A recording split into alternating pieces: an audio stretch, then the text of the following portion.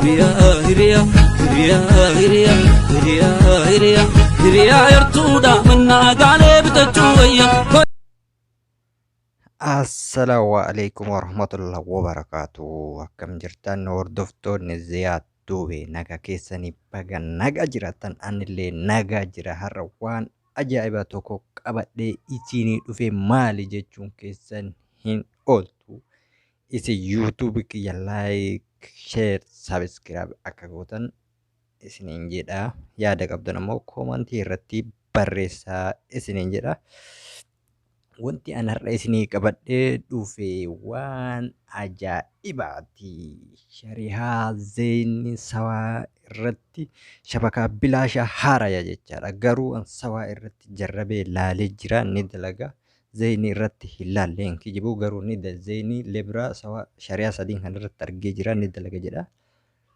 Garuu ni dalaga dhibbatti shariyaa Sawaa irratti itti fayyadamee jira. Kuloo ammallee itti fayyadamuutti jira. Isin YouTube kiyya like, share, subscribe akka gootan isiniin jedha. Walaa jabeessinuu isiniin jedha.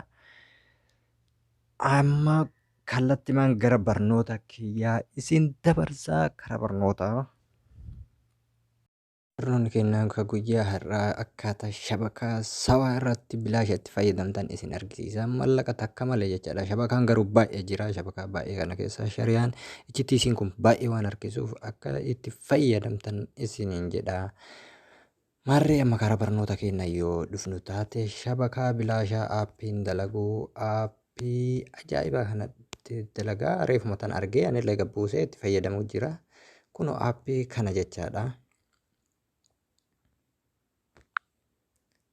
Aappii push VPN ka jedhu kana argaa jirtanis aappii kana push app VPN ka jedhu kana aappii ajaa'ibaati. Sirriitti dalagaa shariyaa Sawaa Zeenii Lebiraa irratti illee jedha. An garuu Sawaa irratti ilaalee garuu kaawwan irratti illee ni dalagaa akka dalagu argee jira. Garuu kan ammaaf itti irratti fayyadamee arge shariyaa Sawaadha jechaadha. Sawaa irratti akka ajaa'ibaa kanatti dalagaa amma hayyee kattatti maan isarratti yeroo takkaaf akkanatti gachuu qaabna jechaadha. Isarratti yeroo takkaaf akkana yoo gachuu qaabnu akkana piin koodii isin gaafachuu danda'a. Piin koodii asirratti argitan kanallee itti galchuu dandeettanii yoo isallee ittiin galchinu jettan duuba irraa deebuu dandeettanii dhooytanii akkanatti yoo irraa duuba deebisanii dhooytan isinii akka jabaatetti achiin booda istaartitti gochuu qofa. Anamma waan shariyaa Sawaadha Zeeniidhaan fayyadamaa jira. Kan Zeenii kanarraa cufee isin garsiisa.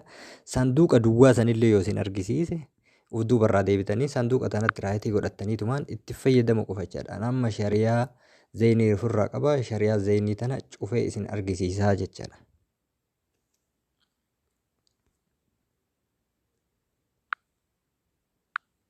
Kunoo shariyaa Zeenii jijjiiradhee jira. Daataa gara shariyaa Sawaatti deeffadhee jira. Amma kallattimaan kuloo argaartanii bakka kanatti argaartan jedhee yaada. Kuloo asitti zeeroo BNB'n isaa 00 irra jira jechaadha. Kana alaabaallee kanumarra kaayattanii achiinillee jalaanillee ST Sawaa Free 3 ka jedhu irratti illee dalagaa 2 ka jedhu lama irratti illee ni dalagaa. Hundaafuu start irra goonee isin argisiisaa jechaadha. Yoo sanduuqa bakka duwwaa sanillee kan isinitti fidu taate isiillee cuqaaftaniitumaan irraa deebitanii start itti gochuu qofa malee koodii homaa malee isin hin barbaachisu. Yookaan koodii piinkii dura qabdanillee yoo itti galchitan hin fudhata. Garuu inni bilaasha dalaga jechaadha. Waa takka mallaqa takka malee.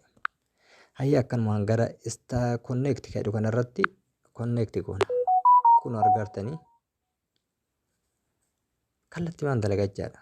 Kunoo MB reef duratti 0dha. Amma akka ajaa'ibaa kanatti lakkaa'utti jira. Nin dalagaa itti fayyadamaa isiniin jenna shabakaa bilaashaatti HTC irratti kunoo akka ajaa'ibaatti lakkaa'u jira argaartanii. Ifaajii baay'eellee barbaadu haaluma kanaan itti fayyadamaa isiniin jedha. Barnoonni keenya har'aa kana fakkaata. Shabakaan Sawaa Zeenii waa hedduu baay'ee jira. Garuu shabakaan Sawaan kun baay'ee waan hin argamneef Sawaa ammaaf kana dalagaara. Kun akkuma isin argitan lakkaa'u jira. Kana fakkaataa isiniin jedha. An itti fayyadamu jira. Isinillee itti fayyadamaa. Barnoonni keenya har'aa kana fakkaata. Turtii gaarii isinii haa ta'u isiniin jedha.